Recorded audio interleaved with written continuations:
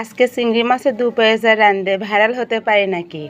আসসালামু আলাইকুম, কেমন আছেন সবাই? আলহামদুলিল্লাহ, আপনি কে দোয়ায় অনেক অনেক ভালো আছি।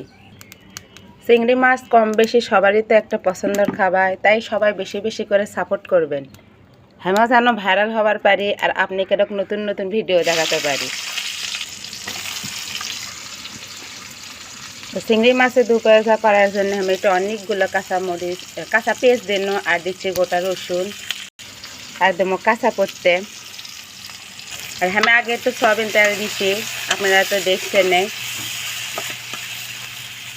আপনারা চাইলে আরও বেশি করে পেস্ট পরিমাণটা বাড়াবেন পারেন। আমি আজকে অল্প মশলাপাতি দিয়ে এই চিংড়ি মাছের দু পেঁয়াজ যেটা করব। আর পেস্টটা কড়া করে ভাজবো না, কড়া করে ভাজলে দু পেঁয়াজের স্বাদটাই কমে যাবে। আর এটি চিংড়ি মাছ আমি একবারে বেশিও লেই নাই, কমও লেইনি, মোটামুটি লিচি, ছোটো বড়ো সব ধরনের মিশেল করা। আপনি কাছে চিংড়ি মাছ খেতে কেমন লাগে অবশ্যই কমেন্ট করে জানাবেন। আর আপনারা কিভাবে রাঁধেন অবশ্যই জানাবেন। আমরা কম বেশি সবাই তো রাঁধন জানি। রাঁধনটা হলো আমাদের শিল্প, কেউ কাউকে রাঁধন শিখায় না, আবার শেখারও কিন্তু শেষ নাই, এটা তো সবাই জানি। তো আমি একটা জিরে দিন, গোটা জিরে দিছি, পেস্ট করতে আর তেলের সাথে ভাজা নিন। আর মাটির চুলত রাঁধন গ্যাসের চুলার থেকে কিন্তু কোনো রকম স্বাদ হয়। তো এই যে পেস্ট এরকম করে আমি বেশি একবার কড়া করে হলো, একবার হালকা করে হলো ভেজে দিচ্ছি। এখন আদা রসুন জিরে পেশা এর মধ্যে দিয়ে দেবো। এই যে এখন অল্প করে পানি দেবো।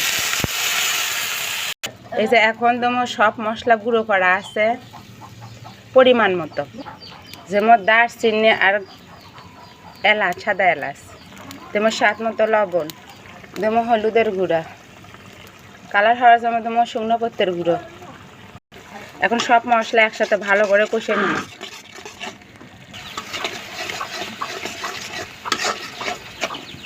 এই যে মশলা কষান হচ্ছে, তেল ছেড়ে দিছে, এখন ধুয়ে থোয়া চিংড়ি মাছগুলোর মধ্যে দেবো।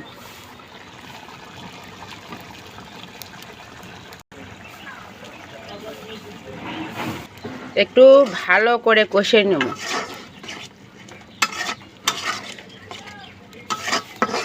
চিংড়ি মাছ রাঁধিতে তো বেশিক্ষণ সময় লাগে না, খুব অল্প সময়ে। আর মশলাপাতি যদি রেডি থাকে তাহলে তো রাঁধিতে একবারে দেরি হয় না, তাড়াতাড়ি গরম ভাতের সাথে খাওয়া যায়।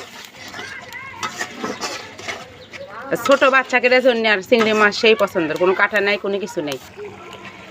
এই যে হয়ে গেছে, এটা নামালে যে ঝোলটুকু দেখিচ্ছেন এটুকু কমে যাবে। আর দু পেঁয়াজের তো কোনো ঝোল ভালো লাগে না, না ঘন ঘনই ভালো লাগে।